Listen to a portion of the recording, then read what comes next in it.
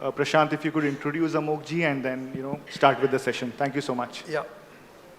So, Amogh ji, it's a pleasure to be with you this evening, and it's a little bit of a change in orbit, right? So from morning, I think people have been in a different, yes. so this is going to be a little bit of a change in perspective and change, I think refreshing one. Oh yes, that's what I'm hoping. But just a little bit of introduction, if I may. Yeah, please. So Amogh, Lila, Prabhu, from the very early days got into this spiritual mindset is what I understood, right? So, and in fact, you actually left home for some time, but then got back. I don't know if it was a good thing or a bad thing, but you did get back, and you finished your 12th grade, and then also ended up still pursuing your professional pursuits, and I did my did your BTech BTech in yes. computer science. Yeah. So that's a so that kind of, so you have this, people who want to get into sports and other things.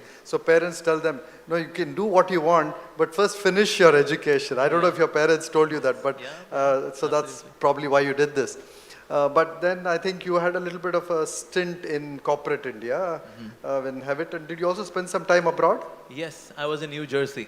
New Jersey, spent some time time abroad, and then got back to India, and I think then you have devoted your life to the Hare Krishna movement, and more importantly, I think the multifaceted and multidimensional ways in which you have leveraged your wisdom for the youth, for corporate India, for people who are looking for coaching in terms of their lifestyle, their spirituality, and social work, right? So very, very commendable work and very useful to society as a whole. So it's a pleasure, and look forward to, so maybe initially a few thoughts, and then we can get into a more of a detailed chat. Yeah.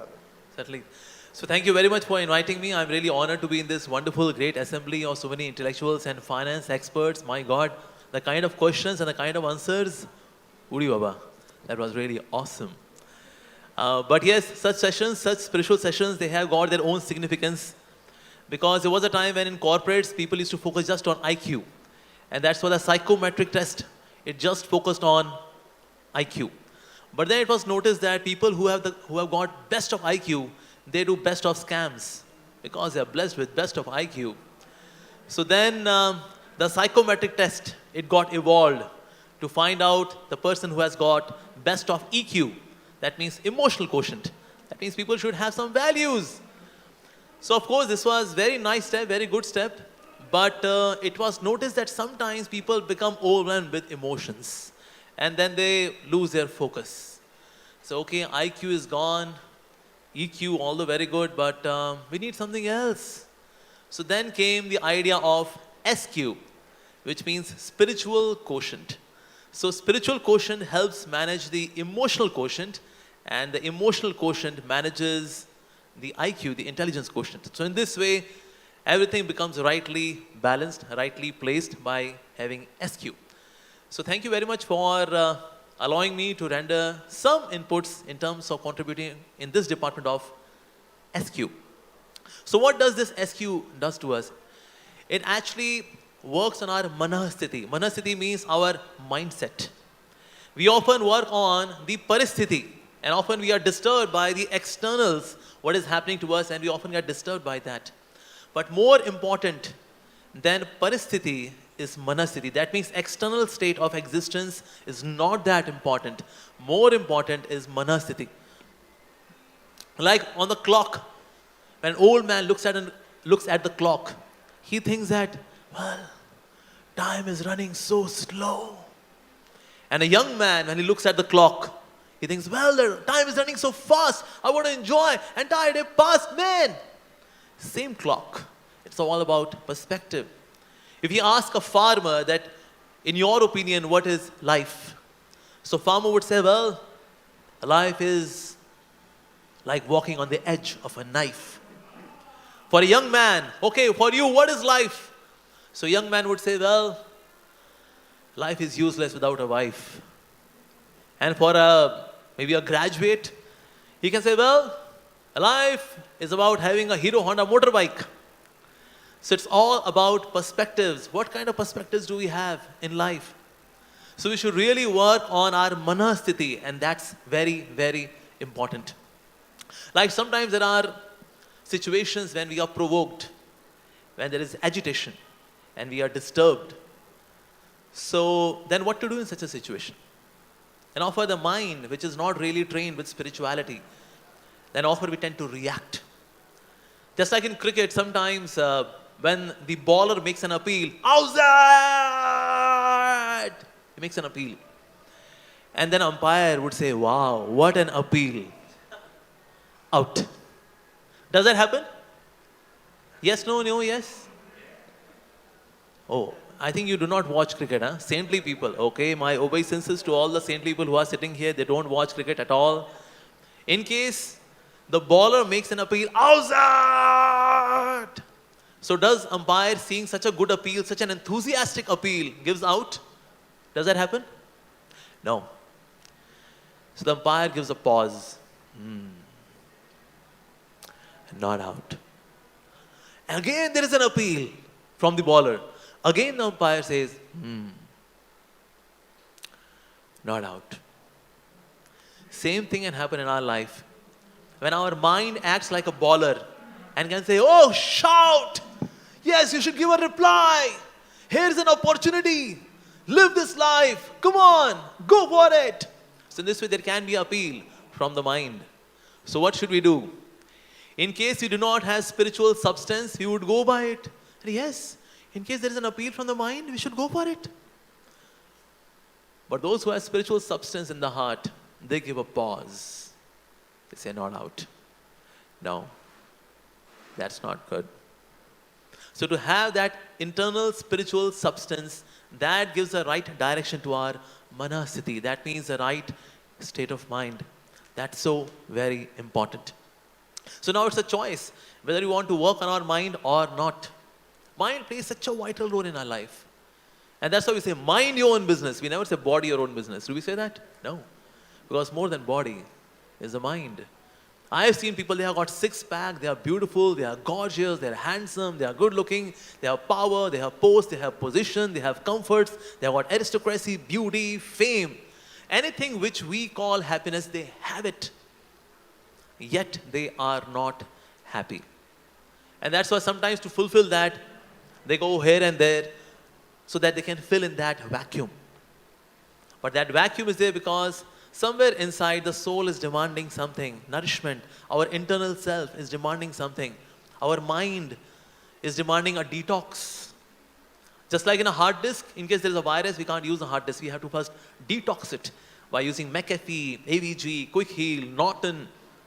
And once we run the antivirus software, then it becomes detoxed and then we can use the pen drive. Similarly, mind can be used rightly when it is properly detoxed. So people go for body detox. People go to Rishikesh, Haridwar, so that they can have body detox. But certainly, although it is very important, but yes, we should also go for mind detox. That's also very important. But now it's a choice. It's a choice. Like people sometimes they ask, is everything predestined or do we have some choice? Who believes that we have got some choice? Raise your hand. Okay, those who believe, well, everything is predestined. Whatever is to happen will happen. Everything is predestined. Raise your hand. Okay. Okay, who all are confused? Okay, who all are confused, whether they are confused or not? I understand because it's the last part of the day. So, people can be hungry and they can be tired as well.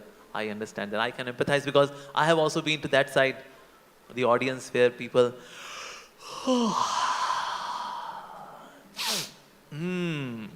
yeah, okay. So I understand. But yes, so everything is predestined or do we have some choice? Life is a mix of two. Just like I am flying from Delhi, I came to Mumbai. So my destiny was that yes, I'm to land in Mumbai. But in between I had the choice. I could read a holy book, I could take a power nap, or I could tease the air hostess.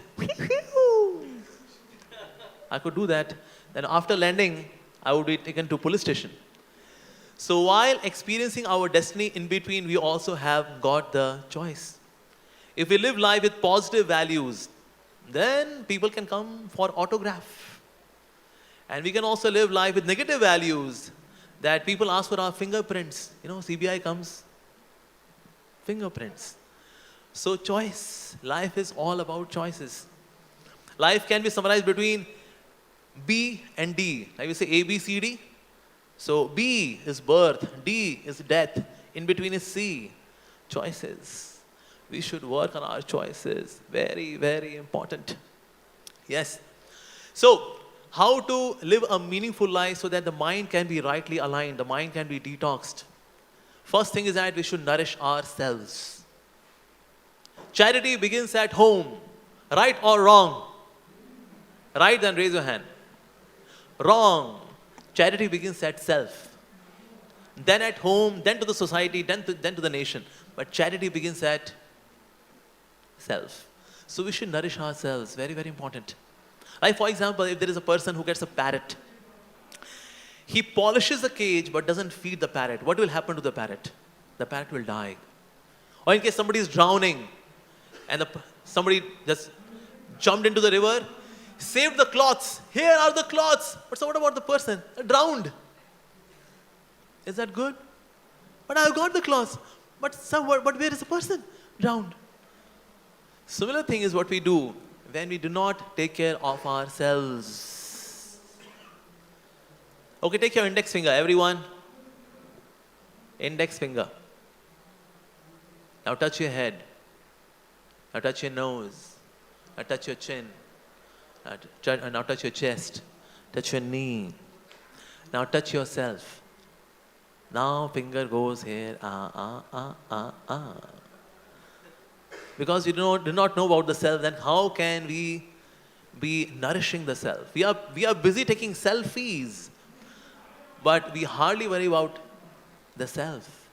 So when the self is nourished, then we can have meaning to our life, and then we can be more contributing. Sometimes this master of a donkey, he makes a donkey walk by keeping a stick, and then with the stick there is a carrot hanging. And then the donkey thinks, if I walk 2 steps ahead, I'll get the carrot in my mouth. So 1 and 2. The carrot also moves ahead. Oh, okay, I think 2 steps more, and then I'll get the carrot. Step 1, step 2. The carrot also moves ahead. In this way, the donkey keeps moving, but the carrot doesn't enter the mouth. Similarly, in our life also, the carrot of satisfaction doesn't enter our mouth. We keep on walking, from one company to another company, from one post to another post, from one profile to another profile. Keep on walking, but the carrot of satisfaction doesn't enter my mouth. Uh-oh, so sad. So, should we be satisfied or should we be not satisfied? Should we be settled or never settle? 1+. Settled, raise your hand. This time we should be satisfied.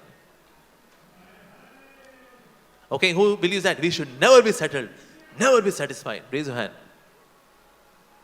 Okay, who all are confused as whether we should be settled, we should be not settled, whether we should be satisfied, whether we should be not satisfied?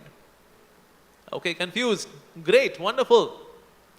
Well, Chanakya Pandit says in 3 places we should be satisfied. With one's spouse, one should be satisfied. One should not crib, that neighbor has got such a nice spouse.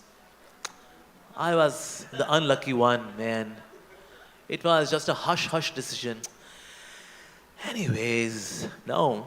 With one's spouse, one should be satisfied. With one's food, one should be satisfied.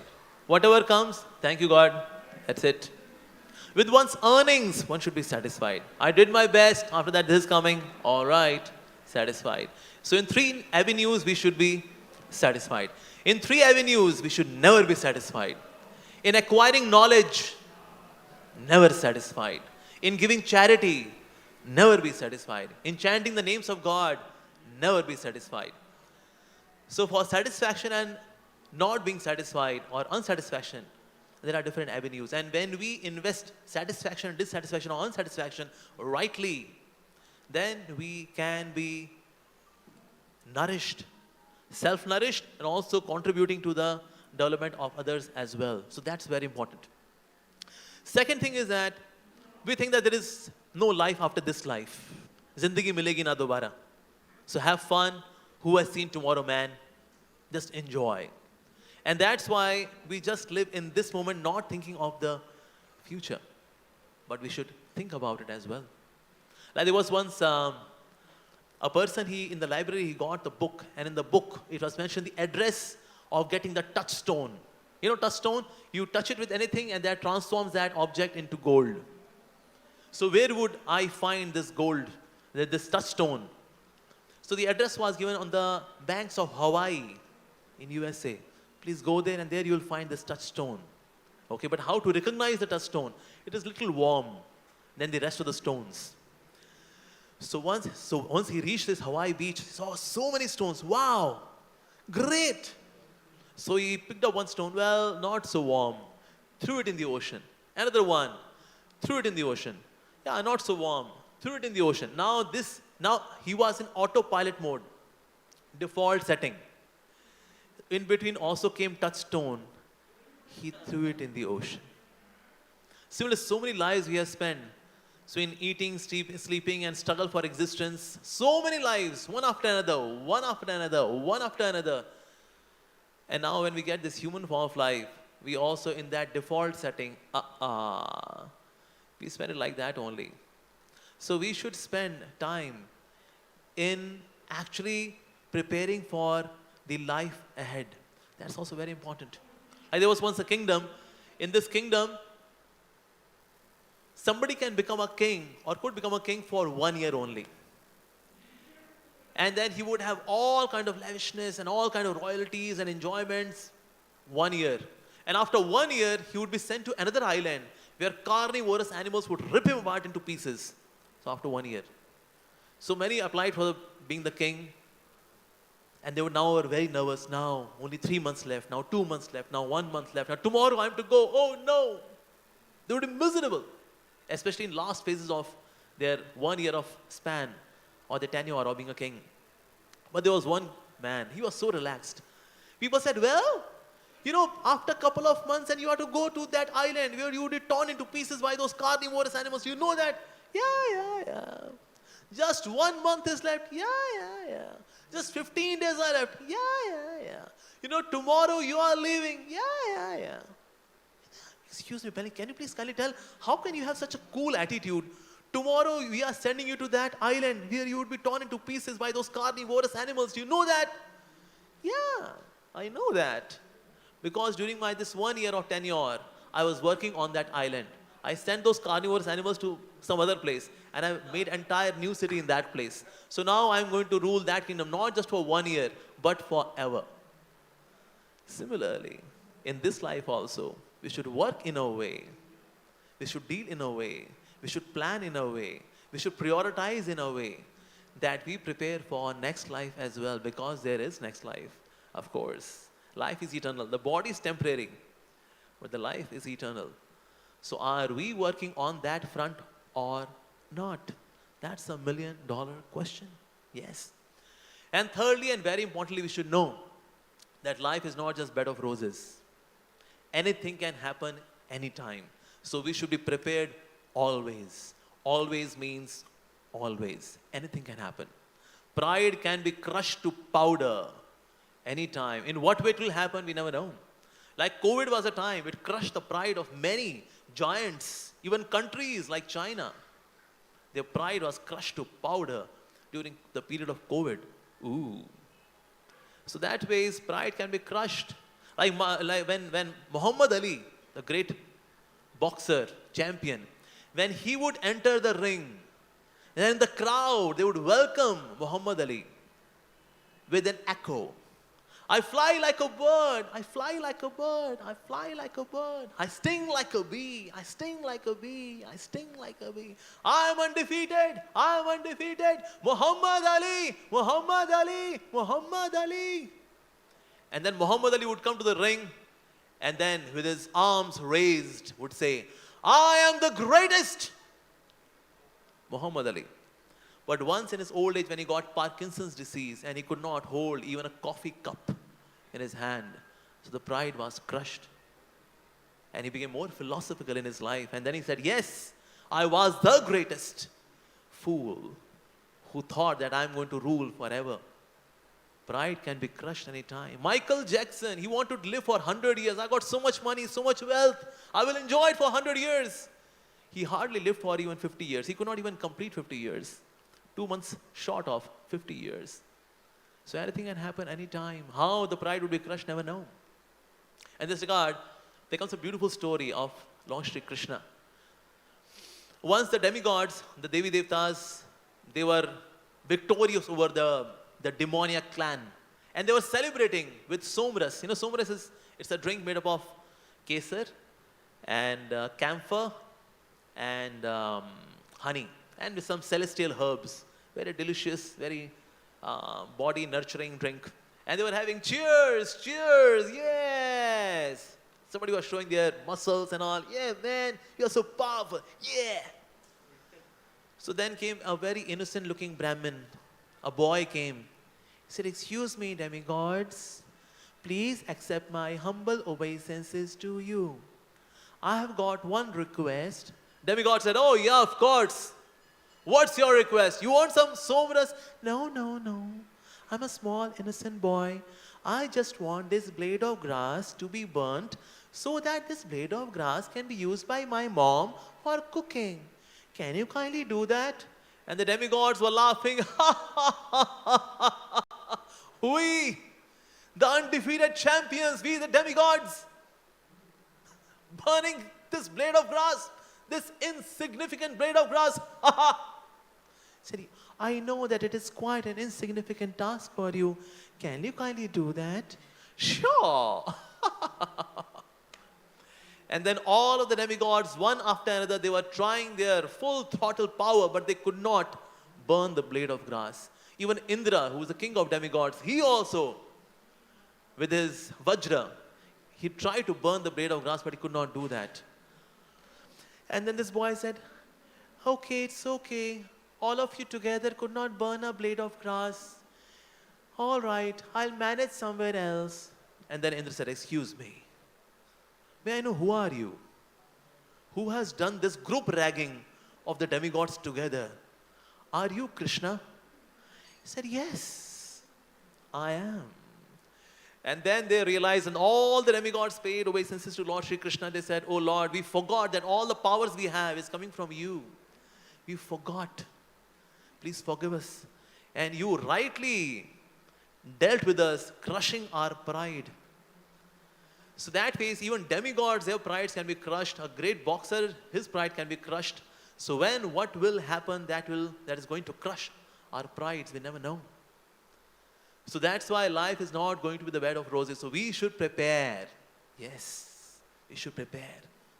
And that's why you'll see nowadays in corporates, people want to work with people who have the attitude of servant leader, who acts as a servant, the one who empowers, the one who facilitates.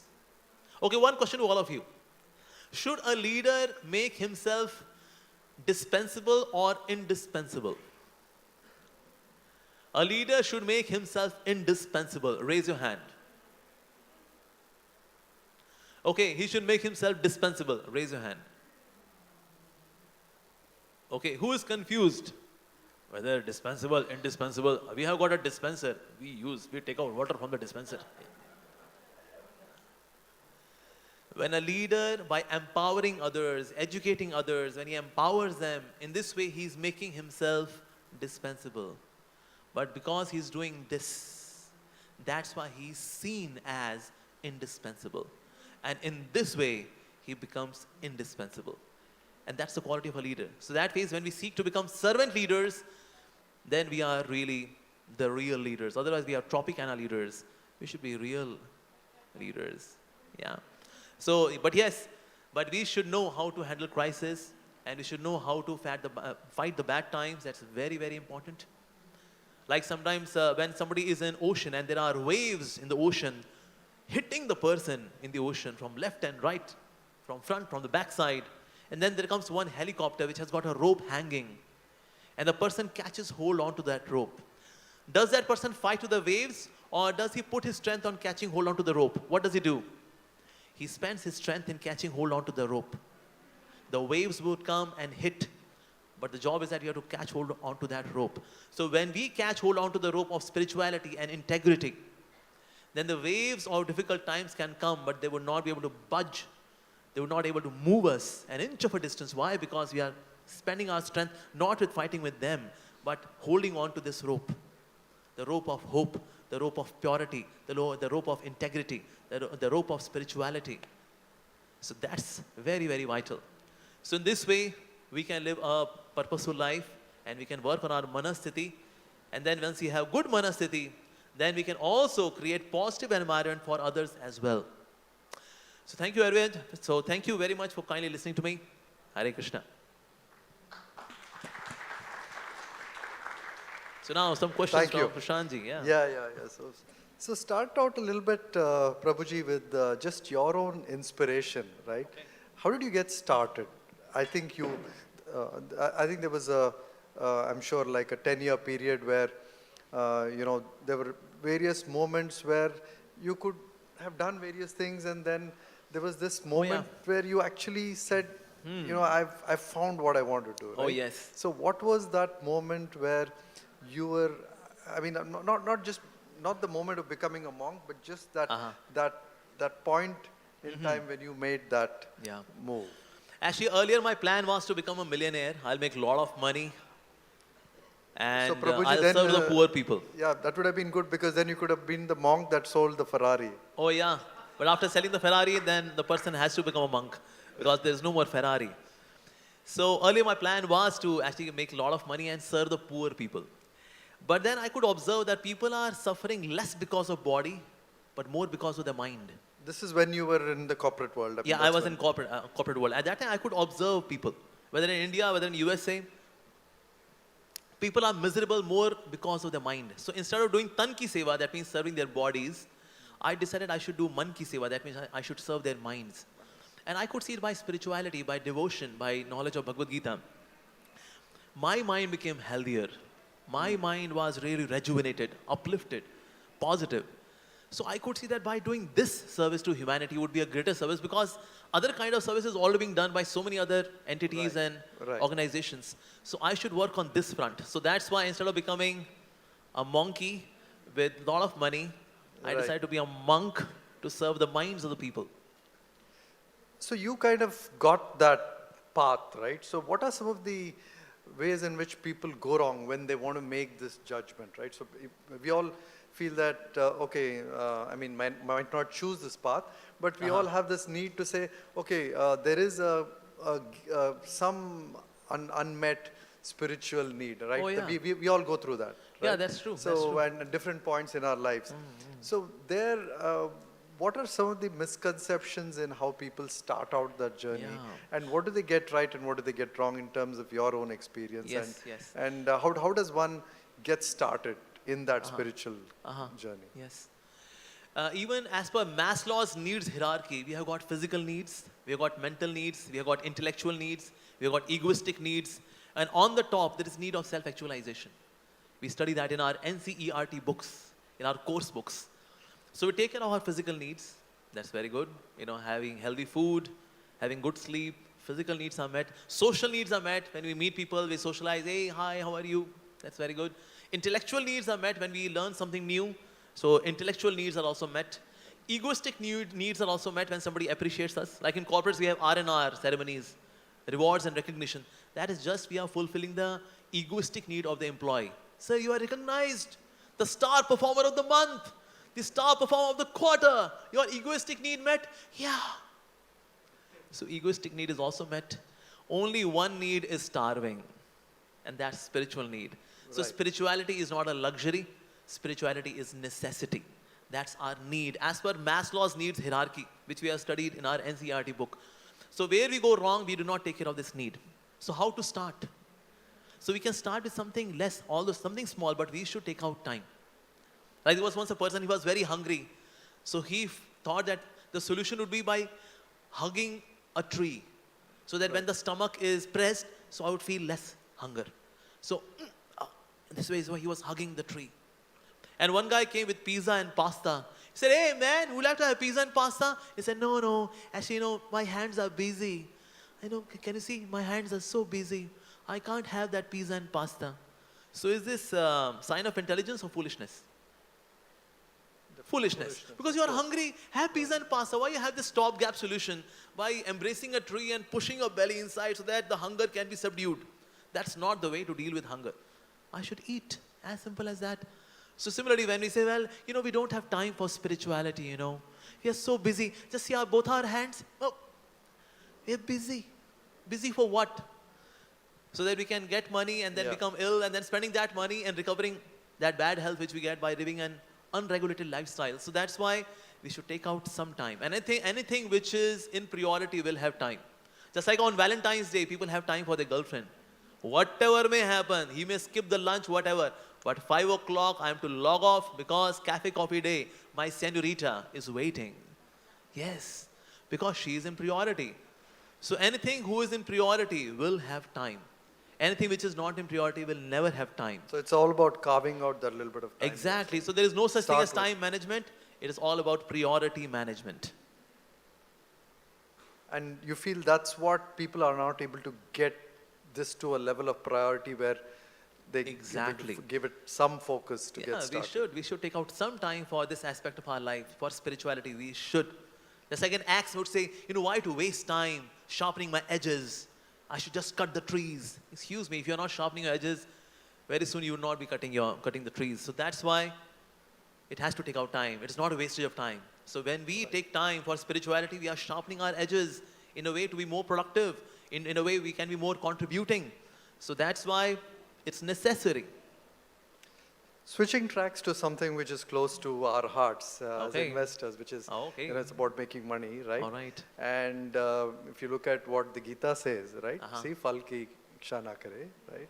Yeah. For us, it's a responsibility, right? Yes. That we ensure that we deliver. Our entrepreneurs also have a responsibility, right? And they can't get into a business and say, what, I'm not going to worry about what finally the returns I'm going to give my investor. And I can't really say, I'm not going to worry about what returns I give my LPs. Yes. So how do you kind of reconcile this dichotomy, right? Yes. I'm sure you've been asked this multiple times. There are two terms. One is result, one is goal. Goal, we have something which is prior to action. And after the action, what we get is result. So there is goal and there is result. So Lord Krishna in the Bhagavad Gita, he says, do not be attached to the result. But not that you should not have any goal. Because without a goal, the action would be directionless. So in order to have direction, for our actions, we should have a goal. Now putting your full effort, full-fledged effort, best of strategies, best of skills, with the best of knowledge. Now after that, the result is not in your hand. Still something happened. Like COVID was not being predicted. So many of the industries, they collapsed. And online industries, they were touching skies. So in this way, there would always be some factors of unpredictability. And that's the spice of life. So that phase, it is important to see that what is in my control and that which is not in my control. That which is in my control, should I worry about? Yes, no, yes. That which is in my control, should I worry or not? No, that's in my control. Yes or no, yes. That which is in my control, I should not worry because it's in my control. Okay, that which is not in my control, should I worry about? Yes, no, yes. No, because that's not in my control. So for that which is in my control, I should not worry about because that is in my control. And also I should not worry about that which is not in my control because, that's not in my control. So that way taking stress and anxiety is an illusion. Right. It's an illusion. So Lord Krishna says that karmanyavadikaraste ma phaleshu kadachana ma karam alheturhur mate sangastu akarmani. That means that which is in your control, you just focus on that. In case you're focusing on something which is not in your control, you'll only get stress. And stress increases your energy or decreases your energy? It decreases our energy. So in a way, Lord Krishna is giving a sutra of living a stress-free life. Do your best and then God takes care of rest. That's it. And more you are stress-free, more you are contributing. More you are healthy also. You have better relationships. When we are in stress, what you are doing? Hey, give me, old monk. Stress. Well dressed, but in stress. So that phase, Lord Krishna gives a sutra. Just focus on that which is in your control, that which is not in your control, just leave it. Move on. When we try to drag which is not in my control into the zone of my control, that causes stress. So we should not do that. As simple as that. So it is very, very practical. Even for a student, whether for somebody from business class, it's practical for everyone. Like for example, there are two scenarios. One is John and we have Mary. John is thinking whether it will be failure, success, success, failure, failure, success, success, failure. 50% energy is spent here and 50% energy in doing what is supposed to be done. And then, but Mary, she puts her 100% effort in doing what is ought to be done. Who will get better results? John or Mary? Very difficult question. Of course, Mary. So by not thinking about results, you get better results actually. But we should have a goal. So that we have the direction. Yes. So a little bit switching gears on this whole idea of passion and purpose, right? While you have this goal, embedded in that is sometimes, to get to that goal, you need passion. And it's great that while you're in that path, there's a very strong purpose in what you're doing, right? So in your mind, is that a very key element of the journey, that this passion and purpose have to be there for you to be able to get to that goal? Passion and purpose. So my question to all of you on passion and purpose. Do we have one goal or do we have got different goals in life? Raise your hand if you believe that we have got different goals in life. You have got different goals? Yes? Yeah, come again, yeah. Okay.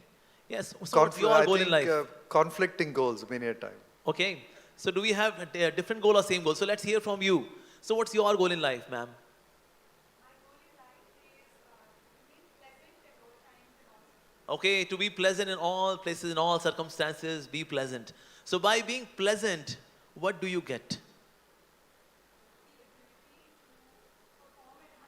So ability to perform better, nice. So by having ability to perform better, what do you experience? Okay, the state of flow is very nice. So by that, what do you achieve? Yeah, so you get better results and you are awarded and rewarded. Wow. So what do you get by all of this? What do you experience by being an achiever? You are happy? No? Maybe. After doing all of this, you're still not happy. God. Okay, let's hear from somebody else. Okay, who believes that we have got different goals in life? Let's hear from someone else. Anybody would like to volunteer? Yes, anyone? Okay, nobody. I think the way you are I think they're just backing off. You will see, actually, we have all got one same goal, and that is to be happy. Whatever we do, whether we are passionate for something, or we have a purposeful life or something, but ultimately we all are seeking one thing, that is to be happy. Yes. So we do not have got different goals. We got one goal. Now being passionate for something or not being passionate, ultimately we should see, am I becoming happier or not? Right. Or is that something which is worthy, that I should invest so much that it would give me permanent happiness? So we should think about that, because we are not even after money. We are not even after success. We all are after happiness. But don't you think these goals change over time? Oh yes, that's true. Yeah. We have got some mini goals. Like for example, somebody is in college, can have a goal to pass with good exams. And after that, one wants a good job. After having good naukri, one wants a good chokri. Different goals certainly can be there. Why not? So that is, in terms of different phases of life, we can have Yes. different goals. But there is always one goal in life, and that's to be happy. When I want a good job, by having a good job, I want to be happy. You know, by this job, I'll be happy. By having a good partner, I'll be happy. By saving a lot of money, I'll be happy. By having Jaguar in life, I'll be happy. So that means I'm not really after the objects. I'm after happiness. So happiness is my goal. So we should see what will give me real, long-lasting, heart-nourishing, soul-nourishing happiness. Happiness. Yes. And that element of spiritualism that you are talking about Oh, is yes. a key ingredient for Oh, that yes, absolutely. happiness, right? Yes, Otherwise and that's why there is not even a single case where a spiritualist committed suicide. On the other hand, people who are not so spiritual, they keep committing suicide. Even from a glamour industry, we have seen people committing suicide. So who is happier, a spiritualist or a materialist? We should think about it. When I say spiritualist, it doesn't mean that you are become renounced like me with bald head, shaven head, and wearing a saffron robe. No. Even one can be spiritual where you are. Like in ISKCON, we the Hare Krishnas, 99.9999% of the Hare Krishna devotees are householders, the grihasthas. So one can be spiritual being at home as well. But yes, some genuine spirituality, some bhakti should be there as an Right. element of everyday life. So that's very important so that we can be happy. So you can't, go to a conference today and not talk about artificial intelligence. No, we can Prabhuji, talk about we artificial can, intelligence right? because we have spent so So- much of our real intelligence Yeah. in and- artificial intelligence. And this is the whole world of Yeah. today, generative AI and Oh, yes. Chat GPT. And Oh, yeah. By the way, I mean just a small thing. I used Chat GPT to get some of the questions for today's Uh-huh. thing. So it's, Nice. That's Google Plus. yeah, that's Google Plus. So, what's your view on artificial intelligence? I mean, I'm not even talking about general intelligence, which Yeah. is a thing of the future. In the spiritual quest and in us being able to be better, happy people, like Okay. you said, should be our goal. Uh-huh. Do you see AI and things like ChatGPT, these things that become augmentative intelligence in my mind? Yeah, not yeah. They're not going to replace our intelligence. Can these things augment our intelligence, Prabhuji? Okay. Actually, technology is a very good servant, but a very bad master. Like example of mobile phones. Mobile phones, we came up with this mobile phones so that, because it's a very powerful technology. Internet, very powerful technology. But when we do not mark that line, that border line, so that it remains a servant, not becomes a master. When we do not mark that line, then it becomes dangerous. Like nowadays, we see so many divorces that are happening. People are not working on themselves. They're not reading books. Now, because of Facebook, now there is no book before the face. People hardly read because it's Facebook. I'm reading so many messages, but hardly anyone opens a book. Of course, it's now TikTok, Swamiji. Yeah. So that's why there was a time when people used to use a finger like this. Like this. Now they use like this. And like this. So this is happening. So technology is a very good servant but very bad master. So we sometimes become enslaved by technology. Like Sophia. You have heard about Sophia? Excellent example of AI. She talks. And she talks meaningfully as well. But who would like to marry Sophia? And she can have all kinds of romantic talks as well. She's programmed, very good database. And whatever you speak to her, and then Sophia responds back with all beautiful, wonderful, sensuous words. But who would like to marry Sophia? So in AI also, AI has to be used in a way that it does not interfere into human relationships. Nowadays it is happening. AI is getting there. Like now we have got no man's bank. In a bank, no man is there. Earlier there are at least 5-10 people, they were employed. Now unemployment is happening because of this AI, this kind of application of AI. Now the youth which comes out of the college being graduate now, they do not have the job. So now what they would do, because they have to fill their belly, now they get into crime. So that is somewhere we have to mark that line, that AI acts as a servant to humanity and does not become master to the humanity. Like Elon Musk, although he is an AI man, but he himself said that AI can be a greater threat to humanity, even greater than nuclear bombs, even nuclear technology. So like nuclear bombs, whoa, a couple of bombs sufficient for such great mass of population being vanished. So that's why AI we have to use judiciously. One more technology which is associated with AI is drone technology. So we may have a taxi, a drone taxi. That's the right to use of technology.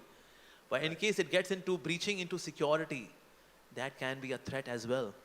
So that's why it has got a flip side as well of AI.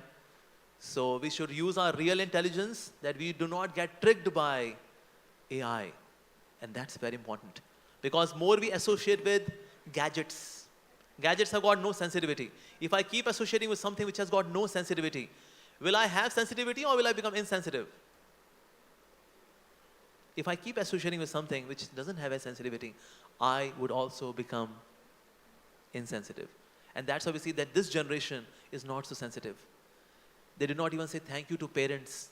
That mom, dad, thank you. Teachers, thank you. That sense of gratitude is missing in their life. Why? Because becoming insensitive. Why? Because we are associating with gadgets. Now we have got smart classes. That means very graphical display of education. But earlier we used to have simple blackboard, but graphic used to happen here. Graphics. And the brain was sharp.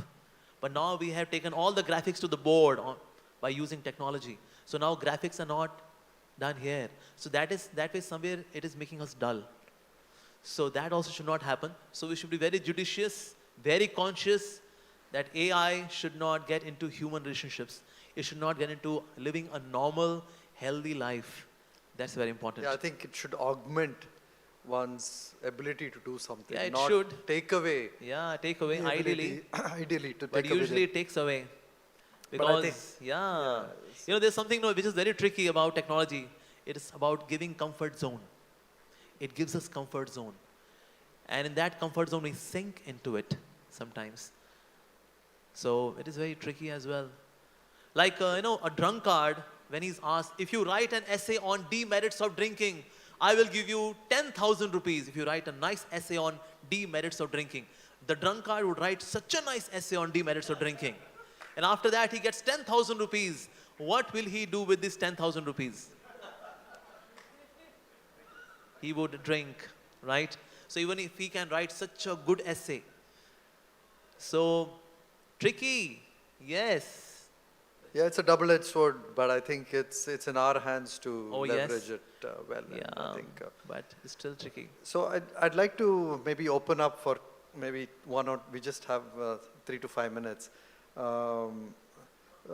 So Prabhuji has been asking you all the questions. So do you have a chance now to ask him? Okay, there's please, one, young man.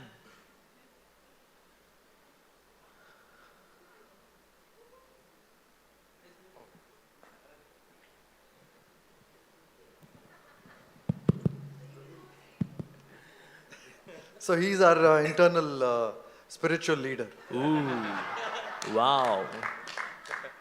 Great, happy to see you, happy to meet you. Please I'm go just ahead. a monkey on the other side. But No. Hare Krishna. No. So basically, I long back in college, I read a book by Neil Donald Walsh. It was a book called Conversations with God. Oh yeah, okay. So I was searching at that point. I had some phase in my life. Uh-huh. So anyways, there were 3 words that I read in that book. Expectations ruin relationships. So, I've been thinking about that a lot. Mm-hmm. And when I got to know that you're coming, so I thought maybe, I'll just post that in front of you. Uh-huh. Interestingly, in fact, while I was in college, I was sharing those 3 words Mm-hmm. with my friends as well. One of my friends went back to his girlfriend and he used these 3 words. He got a breakup done. But anyways, I want to really understand, what do you have to say on this? Thank you. Okay, yeah, that's Hare true. Krishna. Yeah, that's very true. That when we have unrealistic expectations, that ruin relationships. The expectations can be there, but they should be realistic. So more the gap between expectations and reality, greater would be disappointment, greater would be frustration. So you may have some expectation, but they should be realistic. Like my parents, they got expectation from me. What is their expectation? They know that I am little forgetful. I forget dates. Even I forget date of my own birthday. So they know that our son, he's forgetful. So on their marriage anniversary, they text me that, my dear son, today is marriage anniversary of your parents. If you like, you can wish us. So then I take the cake from my temple and take all the snacks and all, reach home, celebrate marriage anniversary with my parents. I do that. but they have got this expectation rightly said that they know that our son is forgetful. He even forgets his own birthday. So because they are rightly situated in their expectations, they are not frustrated. Otherwise they could say, are you a son? What kind of son? You don't even remember marriage anniversary of my parents? Ah. They could also do that. We should not enter into each other's space. We all need our own space. But sometimes with a sense of possessiveness, we get so much into it that we interfere into each other's space. So that sensitivity should be there, that we should give each other our own space. So that's very important. This possessiveness, yeah, it really kills the relationship. And there's a saying that relationships do not die a natural death. They are always murdered by ego. And ego by nature is possessive. So we should get rid of this ego. Yeah. Thank you so much, sir. Welcome Hare always. Krishna. So one last question from the audience. Anyone? Otherwise, I have a question. That's all. Oh, there's one question. Okay, there's one question. Yeah. Yeah. Yeah, please, yeah. The mic is coming. So, Krishna is a great advocator and a lawyer and a strategist and every other thing. So, I've had the fortune of doing the Vedanta treatise little bit, still on chapter 9. So, while one comment, one question. Comment is on what they said, the goal and the result. Because I understood some of us get such unrealistically optimistic results which we don't work for. Yes. So that's what sometimes my husband's an engineer with minor in math and telecom, and he always tries to justify. And I tell him, where you're sitting is not really because of your hard work. It's because someone up there really liked you, or you got seriously lucky. Oh, yes. So the same thing, we feel very sad when we don't achieve our results. So this I learned in the chapter 5 of the Gita. Okay. Because chapter 3 I was fighting with Swamiji saying, I'm doing the project, I worked everything, and how the hell can you say the end, I should not think for karm karte jao, phal ki chinta mat karo. So by the chapter 6, I understood after the yoga chapter that where you're sitting is also not what you earn for. There are the same people who do work. Yes. Oh, yes. So this was a comment, and there is another question. The chapter, I think 4 or 5, Sam, Dam, Dand, Bhed. Kindly explain, this forum I think is quite apt for it. Okay. So by hook or by crook? This is what Krishna did advocate. Okay. Firstly, in case of Lord Krishna, he doesn't have to do anything. Like in Mahabharata also, in the last part, when all the Pandavas, when they go to Barbarik, to ask him that who gets the man of the match and who gets the man of the series in Mahabharata in all these 18 days. So then Barbarik said, actually man of the match also goes to Lord Krishna and man of the series also goes to Lord Krishna. Because I could see it was Sudarshan Chakra which was killing everyone, but others were just, shooting arrows and playing with the swords and all of that. So that means he doesn't have to play games, being a politician or like that, because God doesn't have to play games. But yes, he does Lila, that means divine activities. So he does that. But when it comes to, of course, in case of Lord Krishna, this doesn't apply to him. But in our case, yes, we should know what are our limitations. And it is not just hard work or just talent which works. It is a grace as well. Like they are saying, life is a rat race. Whether you win, whether you lose, you are still a rat. But race becomes grace when we add G in front of race. So what is G? G is gravitational constant. No. So G stands for God. G stands for Guru as well. That means there can be a teacher, a well-wisher, a guide. We need that. Like GPS is like a guide. GPS means Guru's positioning system. You know that, right? So even to reach from one point A to point B, we need a Guru. To know the spelling of knife, K-N-I-F-E. Huh? It should be N-Y-F, knife. No, K is silent. Okay. So, and E is also silent. Otherwise, it should be kanaife, right? But we say knife. Even to learn the spelling of knife, we need a teacher. So, to traverse the journey of life, we need a teacher. So, G has to be added. Then race transforms into grace. So, we need that grace as well of the Supreme Lord. Yeah? Is that okay? Yes, the second question remains when Okay. he advocates the four The wordings. The The second Sam, question? Dam, Dan, Bhed, which he Okay, has. Sam Samvad. Dam Danda Bhed. Okay. Okay, sometimes Sam Dam Danda Bhed in the sense, Sam means you can have some healthy discussion. Dam means to give something, some remuneration. And then Dand, that means sometimes punishment is also required. And then Bhed in terms of discrimination is required. Now everything has got their own avenue. Like sometimes children, when you're treating with children or say employees or a companion or a partner, depending on the situation, what will click, which key would open the door, which key would unlock the lock of problem. So that is we should have this wisdom where to apply what. So these four are there, but yes, we should see what would be appropriate in that particular situation. Yeah? So yeah, all the four are valid. None of them is superior or inferior. It depends on the situation. Although God doesn't have to do Sam Dam Danda Bhed, He's doing Lila. Like red light is for the vehicles which are traversing on the road, not for Boeing. Does it Boeing standing in air because there is red light? Or say we say, chalan kato iska, aise red light mein nikal gaya. Do we do that? No. So red light is for the vehicles traversing on the road, not for the Boeing. Similarly, activities of God, Boeing, no rules, regulations for God. Rules are for people, human beings, us. So we are to follow the rules and regulations. And we should also go for Sam Dam Danda Bhed depending on what's the problem. Thank you, Prabhuji. We can go on, I think. Oh, but, yeah. but I think that they'll want to go. Oh, yes, I understand. And we're They must be starting hungry. between drinks and Oh, yes, the yes, other things. absolutely. So, old monk, they like Oh. they'll do both. They'll do old monk and they will follow a lot of what you said today. Okay. Okay. So so that both. But I pray that only young monks are there in your life, no old monk. Thank you, Prabhuji. It was a pleasure. And on behalf of IBCA, really thank you. Thank for you. being Thank you so here much for and, inviting. Thank you. All the best in Thank you. your application of your wisdom, like I said, in so many multifaceted ways. Keep doing all this good work. Honor Thank was you. mine. Thank you. Thank you so much for inviting me. Thank you. Hare Krishna.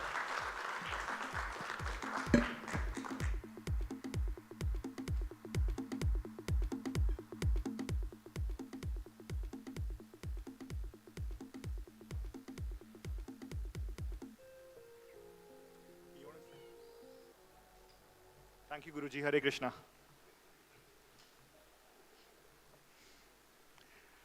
With that, we come to the end of day one. I would really like to thank the panelists, the speakers, Guruji, all the folks involved in making this a success. Hope the audience also had a very insightful day. I would also like to thank our sponsors here on the wall. Without their support, this wouldn't have been possible. And we'll close this session, and I would like to welcome all of you outside for cocktails and drink. But do remember, there is a power-packed day tomorrow as well. So, we'll have a good start to the day tomorrow. Thank you so much for coming today. Thank you.